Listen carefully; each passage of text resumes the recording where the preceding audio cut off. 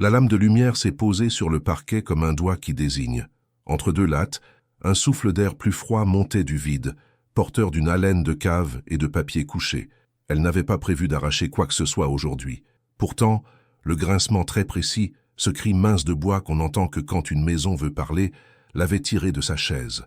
Ses paumes avaient suivi le fil du veinage, comptant les stries, jusqu'à ce point exact où le parquet n'épousait plus le clou. Alors elle avait glissé l'ongle puis la lame d'un couteau à beurre prudemment, et la planche avait cédé par degrés, dégageant une poussière claire qui sentait la lavande passée et la pluie vieille. Sous le plancher, un coffret gris, sans serrure visible. Et sur le couvercle, ce minuscule arc de cercle gravé qui manquait d'un trait pour se fermer. Elle n'a pas dit un mot. Le salon gardait sa symétrie propre. La tasse refroidie, la porte entrebâillée sur le couloir, la fenêtre où perlèrent des gouttes droites comme des fils de verre. Elle a posé le coffret sur la table et s'est assise si lentement qu'on eût pu croire à une répétition. Quand ses doigts ont effleuré le couvercle, une poussière brillante s'est déposée sur sa peau, exactement la même poussière qu'elle avait trouvée un soir sur le seuil, après avoir refermé la porte trop doucement. Elle a levé la main, et l'éclat était là, ténu, têtu, comme un rappel. Elle a soufflé. Il n'est pas parti. L'odeur, mêlée lavande et tabac blond, a remonté la mémoire avec la précision d'un clou qu'on renfonce dans son trou. Elle a compris sans phrase qu'on venait de lui rendre un morceau de temps. Le coffret n'appelait pas une clé.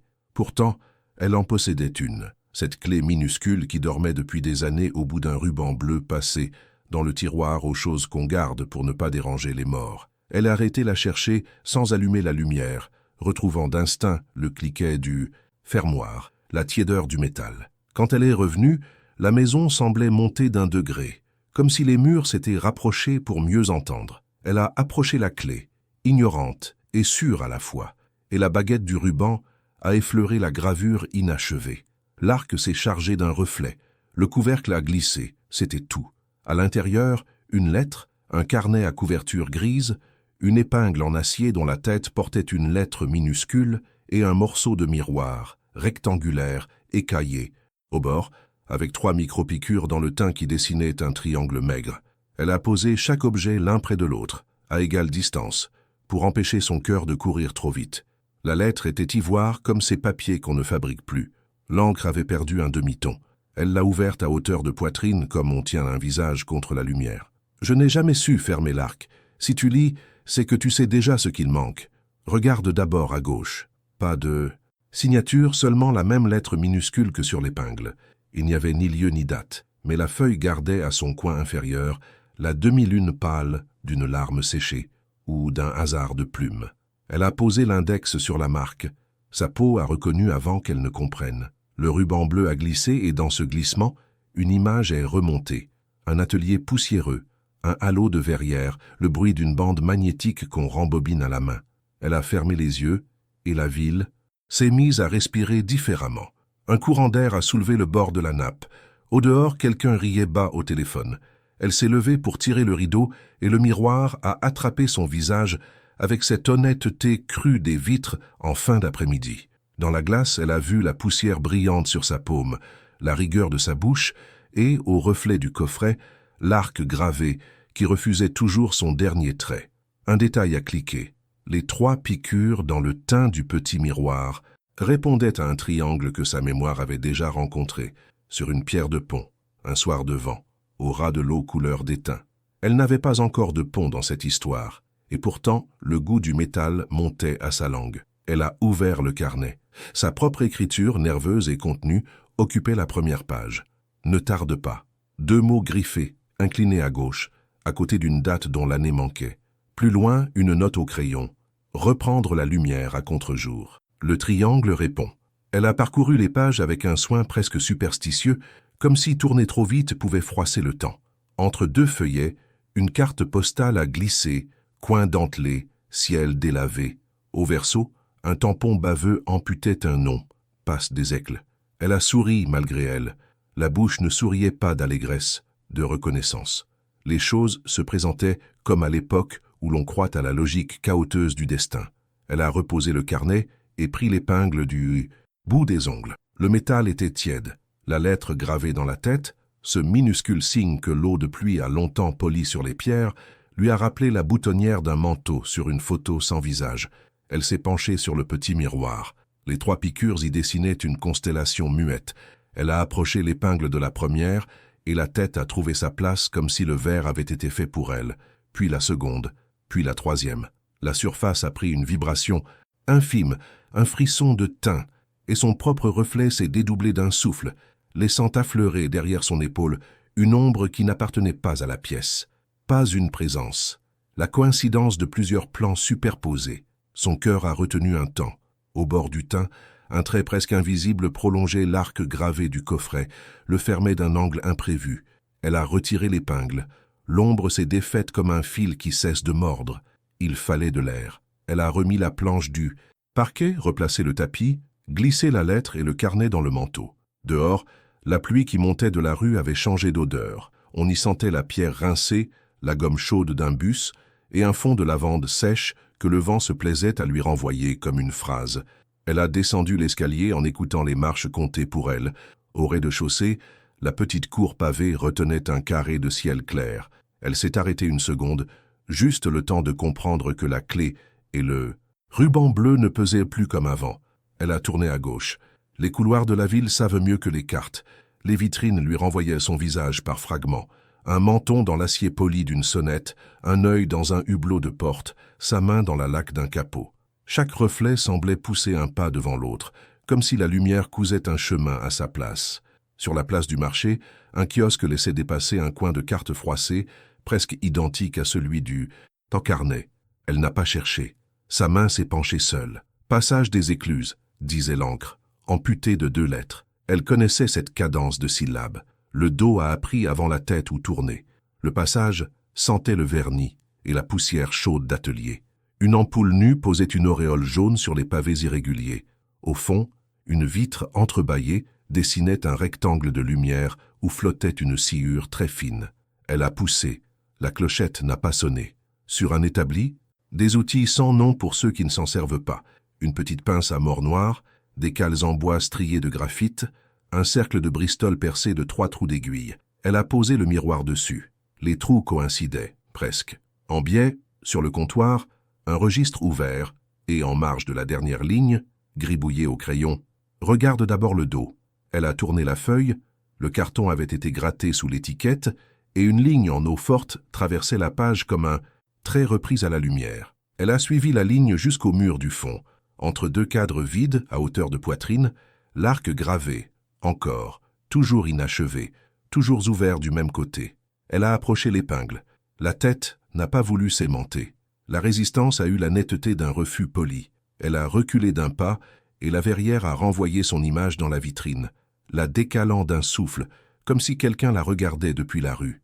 Elle a tourné lentement la tête, prête à ne rien voir. Un manteau sombre passait, tête baissée pour se défendre du crachin. Rien à signaler. C'est précisément ce rien qui serre le thorax. Elle est sortie avec le miroir, le carnet, l'épingle et la lettre coincée contre le cœur. Le passage était plus étroit qu'en entrant. Le vent s'est faufilé sous le col de son manteau et a poussé vers elle cette odeur qui finissait toujours par la trouver. Lavande, tabac blond. Elle s'est dit, sans phrase, que certaines signatures ne s'écrivent pas. Elle se respire. Le ruban bleu a frotté sa paume. La poussière brillante y a fait un petit signe. La rive lui a offert le fleuve comme un livre qu'on ouvre au milieu. L'eau roulait large, lisse, couleur d'étain, et les rambardes mettaient à la pluie un rythme sec de métal. Elle a choisi le pont sans le choisir, celui où la pierre d'angle change le dessin de la balustrade d'un rien qu'on ne voit pas les jours, où la vie fait semblant d'aller bien. Elle a posé sa main contre le joint, exactement là où sa peau se souvenait. Le froid l'a mordue, puis elle a senti, sous la pulpe, le relief minuscule du triangle d'entaille. Le grain brillant qu'elle portait depuis la table s'y est comme reconnu. La sensation a été absurde et incontestable. Elle a suivi la fissure du bout du doigt, et le signe s'est complété non pas vers la fermeture attendue, mais vers un angle dérobé, comme si la réponse avait choisi de naître de travers. Une voix, derrière, a prononcé son prénom sans l'appeler. Elle s'est retournée sans brusquerie.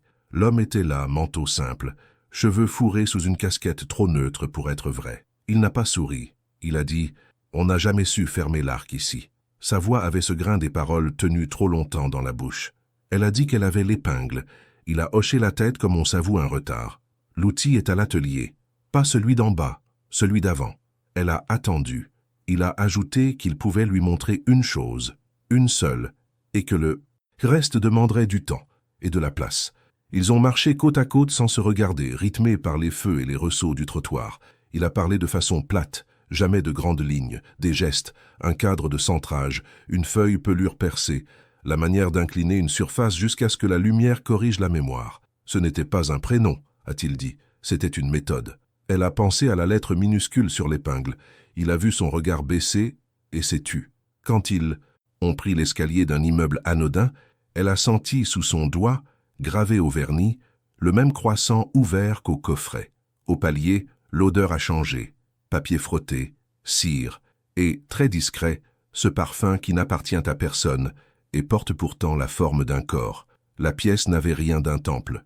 Quelques cadres, un plan en bristol piqué de points, un miroir tenu par une pince, un téléphone aux chiffres usés. Il a posé devant elle le gig, un petit cadre à angle biseauté, et a glissé le miroir dedans, puis la feuille pelure. Il ne lui a pas demandé de croire. Regarde. La lumière de la lampe s'est cassée en deux, puis s'est recousue au bord du verre. Le triangle a trouvé ses trois appuis. La vibration très fine du teint a pris la densité d'un souffle. Elle a vu derrière son visage une silhouette trop mince, pas une personne, une addition d'angles. À la boutonnière, la tête de l'épingle renvoyait une tache de lumière, exactement celle de la photo sans visage. On suspend les arcs, a-t-il dit. On ne les ferme pas. On les laisse ouverts là où la matière peut finir pour nous. Elle a compris sans comprendre que tout, ici, déplaçait la frontière entre preuve et signe.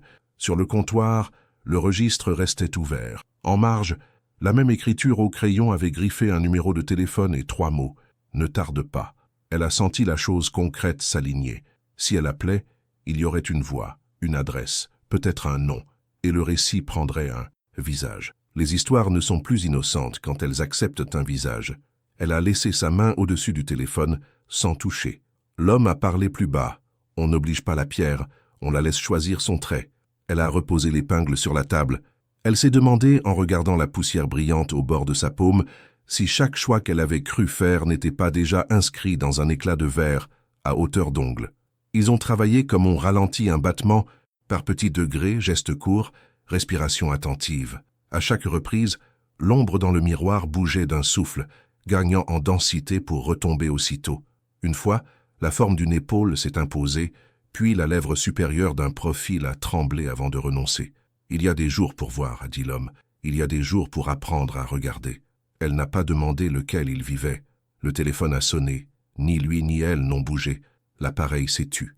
Dans le couloir, une minuterie a cliqué, plongeant l'entrée dans une pénombre brève. Au retour, la lampe a paru plus chaude, et le triangle de piqûre s'est mis à luire d'un demi-ton supplémentaire. Les micro-accidents du réel s'alignaient comme s'ils avaient attendu leur tour. Quand elle est repartie, il lui a tendu un carré de papier pelure percé des 3 points et la boîte grise où il avait glissé sans commentaire une seconde épingle jumelle. « Parce qu'on perd toujours la première », a-t-il dit. Elle a glissé la pelure contre sa poitrine, à hauteur de ce point précis qu'on n'ose jamais nommer.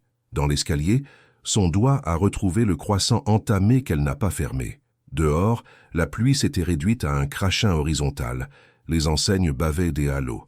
Elle a marché avec ce pas de ceux qui viennent de voir ce qu'ils ne nommeront pas. La nuit, ensuite, a pratiqué son patient travail d'aiguille. Elle a recousu des angles entre des lieux qui ne se parlaient plus. La jetée d'une photo, la fissure d'une pierre, la vibration d'un miroir, un registre marginal, une carte amputée, la lettre qui refuse son trait final. Dans le salon, plus tard, elle a étalé sur la table le miroir, le carnet, la lettre ivoire, la pelure percée. Elle a éteint la lampe, ne gardant que la lumière droite qui tombait de la fenêtre sur la nappe. Elle a fait, lentement, ce que l'homme avait fait en 3 gestes dont elle se souvenait trop bien pour ne pas les trahir. L'ombre a pris, puis s'est perdue. Elle a recommencé. La poussière brillante a migré par plaques minuscules, dessinant sur la toile cirée des constellations qu'elle ne connaissait pas. Une mouche s'est posée, a frotté ses pattes et reparti. Le monde n'était pas en suspens.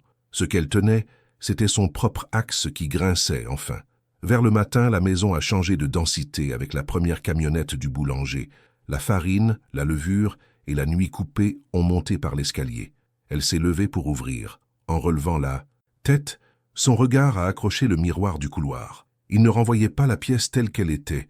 Une respiration de plus le séparait de la vérité. Au bord du cadre, un éclat minuscule tenait comme un grain d'étain pris dans le bois. Elle a posé le pouce, le grain s'est décollé et lui a laissé dans la peau une sensation exacte de coin qu'on pousse pour dégager un ressort. Elle a su, d'une certitude sans phrase, où aller. Elle n'a pas pris le métro. Les rues étaient presque vides, à cette heure où on entend les villes étirer la nuque. Au bout d'un quai, la rambarde se terminait par un angle d'où l'on voit moins le fleuve que sa propre capacité à dire non. Elle a sorti la pelure, l'a plaquée contre la pierre, a aligné les 3 points sur des micro-reliefs qu'elle n'aurait pas sentis hier. Quand elle a appuyé de l'ongle, la matière a cédé avec une docilité qui n'appartient qu'aux surfaces prêtes à l'aveu.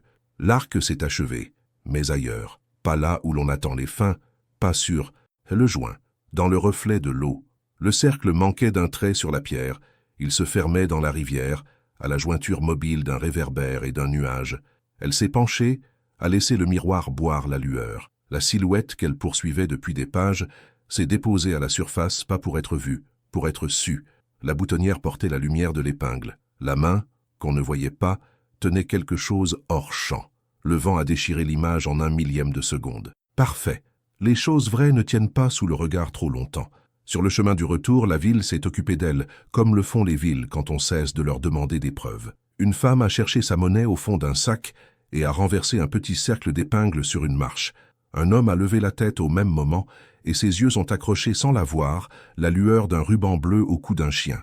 Un enfant a frotté la vitrine d'une librairie fermée, y écrivant un ronti imparfait du talon de sa main. Partout l'arc recommençait, manquant d'un trait qui n'était plus un manque. Ça ne la réconfortait pas.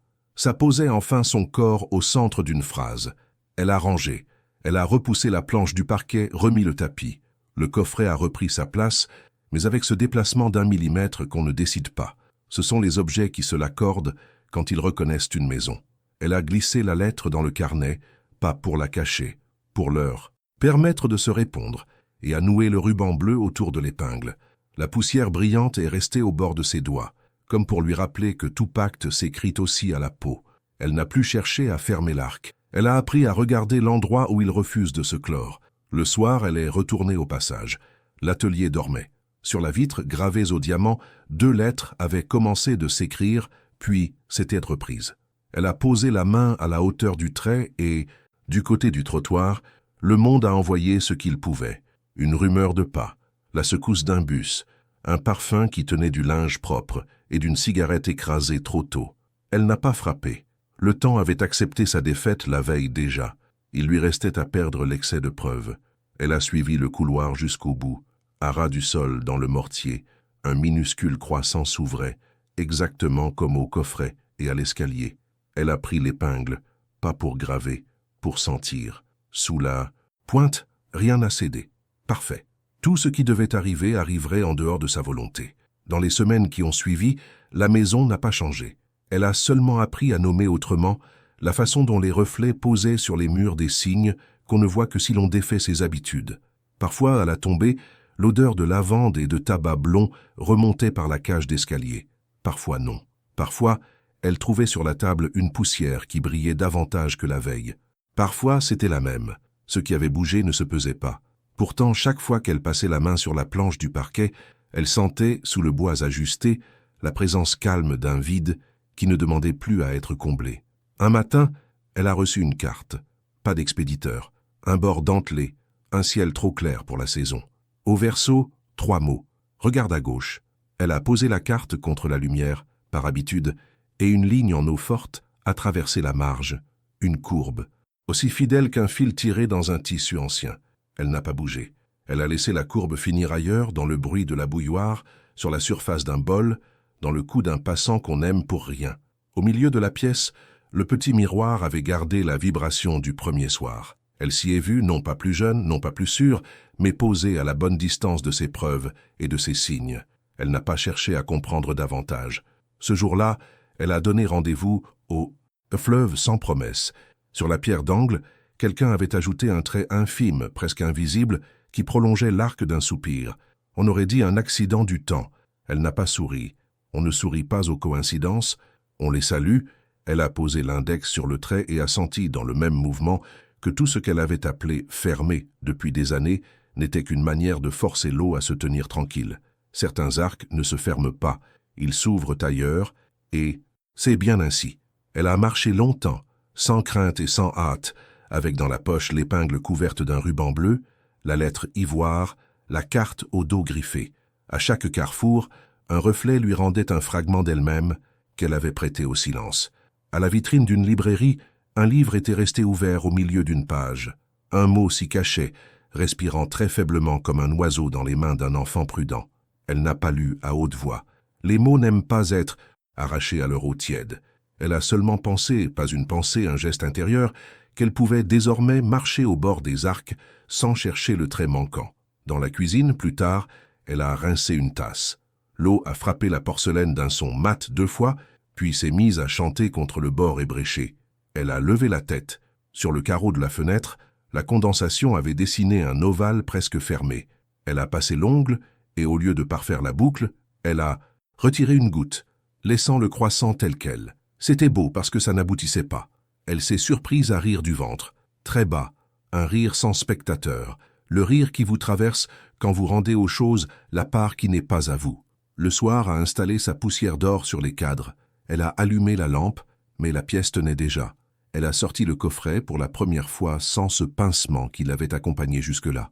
À l'intérieur, la lettre avait pris l'odeur de la maison. Elle a relu la première phrase « Je n'ai jamais su fermer l'arc ». Et pour la première fois, ces mots ne lui ont pas demandé de réparer quoi que ce soit. Ils lui ont seulement proposé de se tenir, à la bonne distance, dans le passage. Elle a rangé, ni plus riche ni plus pauvre d'une certitude, plus légère d'un poids qui n'avait pas de nom. Quand elle a soufflé la lampe, la poussière brillante au bord de sa main a pulsé encore un instant, puis s'est confondue avec l'ombre. Elle s'est couchée avec l'impression exacte d'avoir trouvé sous le plancher de ses habitudes un espace où le temps respire mieux. Et vous, si, sous votre propre plancher, un coffret attendait avec un arc à moitié gravé, chercheriez-vous le trait manquant ou apprendriez-vous à rester près de l'ouverture assez longtemps pour que la lumière fasse le reste ?